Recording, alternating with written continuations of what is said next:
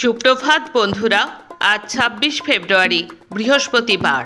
শুরু করছি চিন্তনের মুখ্য বার্তা। আজকের মুখ্য বার্তার বিশেষ বিশেষ বিভাগগুলি: আন্তর্জাতিক সংবাদ, দেশের সংবাদ, রাজ্যের সংবাদ এবং খেলার সংবাদ। প্রথমেই দেখে নেব আন্তর্জাতিক সংবাদ। পবিত্র রমজান মাসেও প্যালেস্তাইনের অধিকৃত পশ্চিম তীরের একটি মসজিদে হামলা চালিয়েছে ইসরায়েলের অবৈধ ইহুদি বসতি স্থাপনকারীরা। সোমবার তারা মসজিদের দেওয়ালে বর্ণবাদী স্লোগান লিখে তারপর আগুন লাগায়। প্যালেস্তাইনি সংবাদ সংস্থা ওয়াপা জানিয়েছে, উত্তর পশ্চিম তীরের নাবলুসের কাছে সারারা ও তালগ্রামের মধ্যবর্তী স্থানে অবস্থিত আবু বকর আস-সিদ্দিকী মসজিদে এই হামলা চালানো হয়। এপি সংবাদ সংস্থার খবর অনুযায়ী ভোরবেলা ফজরের নামাজ পড়তে এসে মুসলিমরা মসজিদের প্রবেশদ্বারে ধোঁয়া ও আগুনের চিহ্ন দেখতে পান। মসজিদের পাশেই মুনির রমদানের বাড়ি। তিনি বলেন, আমি দরজা খুলে দেখি সেখানে আগুন জ্বলছিল, কাঁচ এবং দরজা ভাঙা ছিল। মুনির আরও বলেন, সিসিটিভি ফুটেজে দেখা গেছে দুই ব্যক্তি পেট্রোল ও স্প্রে পেইন্ট নিয়ে মসজিদের দিকে যাচ্ছে এবং তার ঠিক পরেই সেখান থেকে আগুন এবং ধোঁয়া বের হচ্ছে। যুক্তরাষ্ট্রের জয়েন্ট চিফ অফ স্টাফের চেয়ারম্যান জেনারেল ইরানে হামলার সম্ভাব্য ঝুঁকি সম্পর্কে ডোনাল্ড ট্রাম্পকে সতর্ক করেছেন বলে বেশ কিছু গণমাধ্যমে খবর বেরিয়েছে। মার্কিন প্রেসিডেন্ট ডোনাল্ড ট্রাম্প সেসব খবরে ক্ষোভ প্রকাশ করেছেন।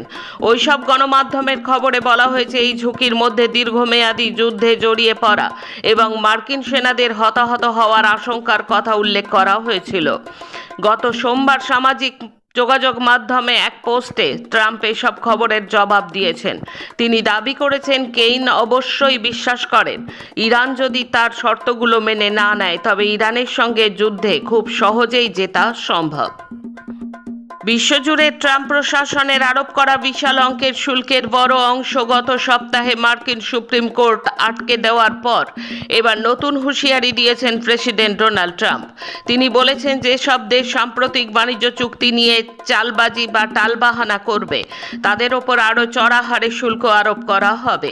সর্বোচ্চ আদালতের ওই রায়ের পর বিভিন্ন দেশ যখন যুক্তরাষ্ট্রের সঙ্গে তাদের করা বাণিজ্য চুক্তি ও শুল্কের কার্যকারিতা মূল্যায়ন করছে, ঠিক তখনই ট্রাম্পের এই হুঁশিয়ারি এলো। গত বছর ট্রাম্পের আরোপিত অধিকাংশ শুল্ক ওই রায়ে বাতিল হয়ে গেছে। এই পরিস্থিতির প্রেক্ষাপটে গত সোমবার ইউরোপীয় ইউনিয়ন গ্রীষ্মে স্বাক্ষরিত একটি চুক্তির অনুমোদন স্থগিত করার কথা ঘোষণা করেছে। অন্যদিকে ভারতও একটি সাম্প্রতিক চুক্তি চূড়ান্ত করার জন্য নির্ধারিত আলোচনা পিছিয়ে দিয়েছে। বাংলাদেশে নির্বাচিত নতুন সরকার দায়িত্ব নিয়েছে 1 মাস হয়নি। এর মধ্যে উত্তপ্ত পার্বত্য চট্টগ্রাম। সেখানকার বান্দারবান এলাকায় সোমবার পার্বত্য চট্টগ্রাম জনসংহতি সমিতি বা জেএসএস মূল এর সঙ্গে সেনাবাহিনীর সংঘর্ষে একজন প্রাণ হারিয়েছেন। রাজনৈতিক পর্যবেক্ষকদের একাংশের মতে আইনশৃঙ্খলা পরিস্থিতি সামলাতেই সেনা অভিযান চালিয়েছিল, আর এক অংশের দাবি সেনাবাহিনী বল প্রয়োগ করে স্থানীয় বাসিন্দাদের বিরুদ্ধে ভাষ্য তৈরি করতে চাইছে। বাংলাদেশের রাজনৈতিক মহলের একাংশের আশঙ্কা, পার্বত্য চট্টগ্রাম এলাকা নতুন করে উত্তপ্ত হলে তার প্রভাব আশেপাশের এলাকাতেও পড়তে পারে। এই এলাকা মায়ানমার ও ভারতের সীমান্তবর্তী এবং কৌশলগতভাবে অত্যন্ত সংবেদনশীল এবং গুরুত্বপূর্ণ। ইরানে কবে হামলা চালাতে পারে আমেরিকা, তা নিয়ে নানা মহলে চর্চা অব্যাহত। এরই মধ্যে জানা গিয়েছে, আমেরিকান প্রেসিডেন্ট ডোনাল্ড ট্রাম্পের দুই বিশেষ উপদেষ্টা অর্থাৎ তার জামাই জ্যারেড কুশনার এবং পশ্চিম এশিয়ার বিশেষ দূত স্টিভ উইটকফের সিদ্ধান্ত মতোই আকাশপথে হামলা চালাতে পারে আমেরিকা। যদিও ইরানের তরফে দাবি করা হয়েছে, আমেরিকান সামরিক অভিযানের জবাব দিতে সব রকমভাবে প্রস্তুত আছে তাদের সেনা। বেইরুটে থাকা আমেরিকান দূতাবাস থেকে অপ্রয়োজনীয় সরকারি কর্মীদের সরিয়ে নিচ্ছে ট্রাম্প সরকার। এমন পরিস্থিতিতে আগামী দিনে ইরানে হামলা চালানোর পরিকল্পনারই ইঙ্গিত সেরকমই মনে করা হচ্ছে। আসছি দেশের খবরে। প্রধানমন্ত্রী নরেন্দ্র মোদী বুধবার দুদিনের সফরে ইসরায়েল পৌঁছেছেন। যুক্তরাষ্ট্র ও ইরানের মধ্যে সামরিক সংঘাতের ঝুঁকির মধ্যে এই সফরে গেলেন তিনি। অন্যদিকে ইসরায়েল ও ফিলিস্তিনি জাতিগত নিধন চালিয়ে যাচ্ছে। এইসব কারণে মোদীর এই সফরকে দেশ দুটির দ্বিপাক্ষীয় সম্পর্ক আরও গভীর করার সুযোগ হিসেবে দেখা হচ্ছে।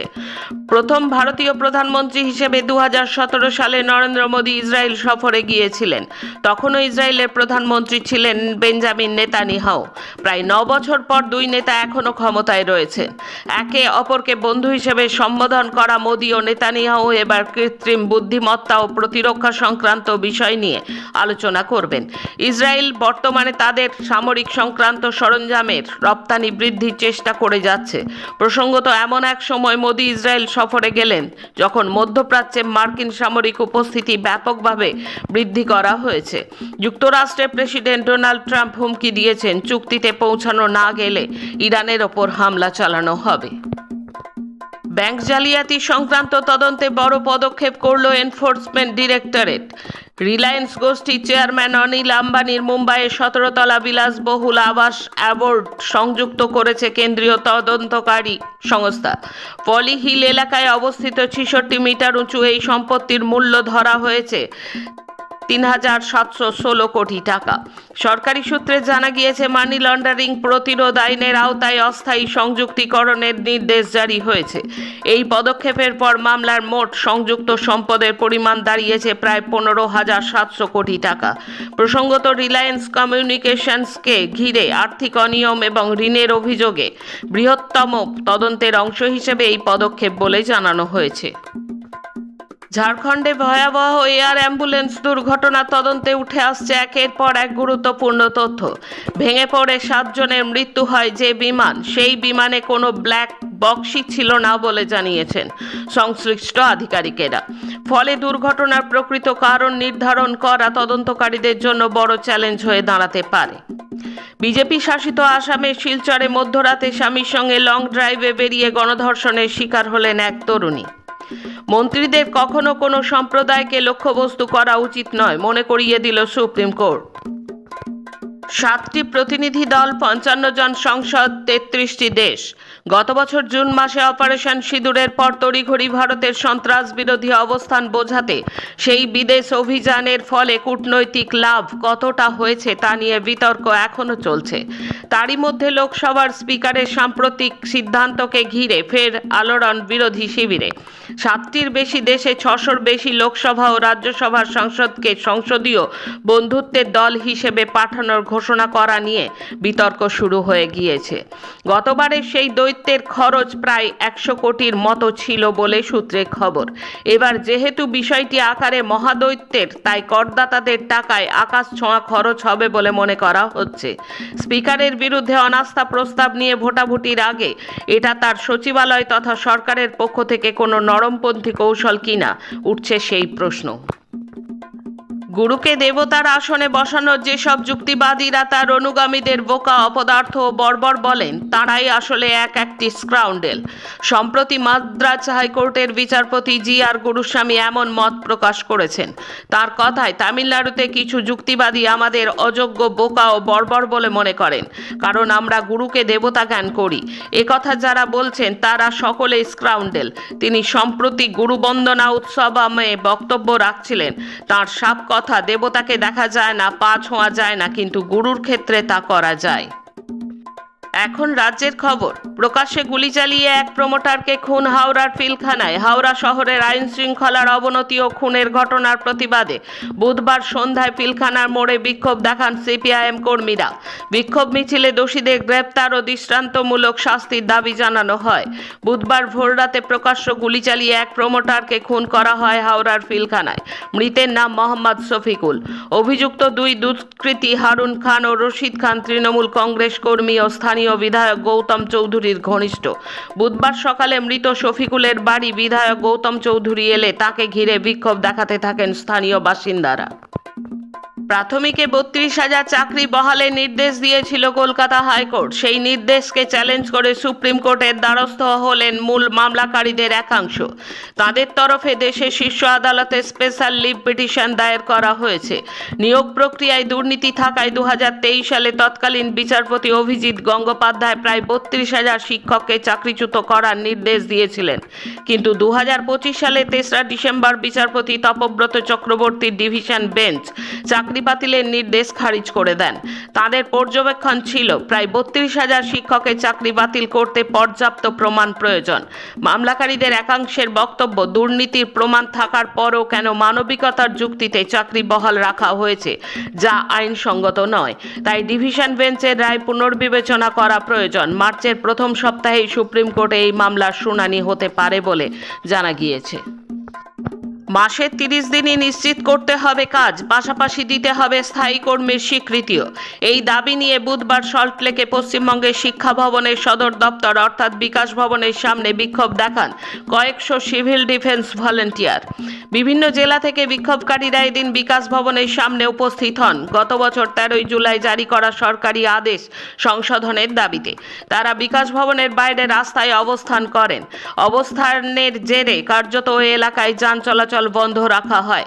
এদিনের অবস্থান থেকে তারা অভিযোগ জানান যে বর্তমান ব্যবস্থায় মাসে মাত্র 14 দিন তাদের কাজ করতে দেওয়া হয় এবং পরবর্তী দিনগুলিতে বাধ্যতামূলক বিরতি নিতে হয় তাদের। ফলত বিরতির দিনগুলিতে কোনো আয়ও হয় না তাদের। এদিন ভলেন্টিয়াররা প্ল্যাকার্ড ও ব্যানার হাতে বিকাশ ভবনের কাছে সমবেত হলে তাদের ওপর পুলিশ আক্রমণ চালায় বলেও অভিযোগ করেন তারা। মন্ত্রী জাভেদ খানকে প্রায় 50টি চিঠি জমা দিয়েছেন বলে দাবি করেন তারা। দক্ষিণ 24 পরগনার ভাঙড়ে রাসায়নিক ভর্তি ড্রাম বিস্ফোরণে গুরুতর জখম 9 বছর বয়সী শিশুর মৃত্যু হলো কলকাতার হাসপাতালে। বুধবার ভোরে কলকাতার এমআর বাঙ্গুর হাসপাতালে চিকিৎসাধীন অবস্থায় মৃত্যু হয় তার। গত 17 ফেব্রুয়ারি থেকে হাসপাতালে ভর্তি ছিল শিশুটি। মৃত শিশুর নাম সাদিকুল আহমেদ, সে খারিগাছি গ্রামের বাসিন্দা। গত 17 ফেব্রুয়ারি মধ্য খারিগাছি গ্রামে রাস্তার কাজের জন্য রাখা একটি রাসায়নিক ভর্তি ড্রাম আচমকায় ফেটে যায়। সেই সময় রাস্তার ধারে খেলা করছিল 4 শিশু। বিস্ফোরণের তীব্রতায় 4 জনই ঝলসে যায়। শেষে খেলার খবর। টি-20 বিশ্বকাপ থেকে বিদায় নিল প্রতিযোগিতার যুগ্ম আয়োজক দেশ শ্রীলঙ্কা। বুধবার কলম্বোয় নিউজিল্যান্ডের কাছে হেরে গেল তারা। প্রথম ম্যাচে ইংল্যান্ডের কাছে হেরেছিল শ্রীলঙ্কা। নিউজিল্যান্ডের কাছে হারের পর শেষ ম্যাচ জিতলেও আর তাদের সেমিফাইনালে ওঠার সম্ভাবনা নেই। এদিন প্রথমে ব্যাট করে নিউজিল্যান্ড 7 উইকেটে 168 রান তুলেছিল। জবাবে শ্রীলঙ্কাকে থামতে হলো 8 উইকেটে 107 রানে। ইন্টারের স্বপ্নভঙ্গ, অভিষেকে ইতিহাস বোডোর। আর্কটিক বৃত্তের উত্তরে বোডো শহরের এই ক্লাব চলতি চ্যাম্পিয়ন্স লিগে 2-1 গোলে হারিয়ে ছিটকে দিল গত মরশুমের রানার্স ইন্টার মিলানকে। আজকের মুখ্য বার্তা এই পর্যন্ত। নমস্কার।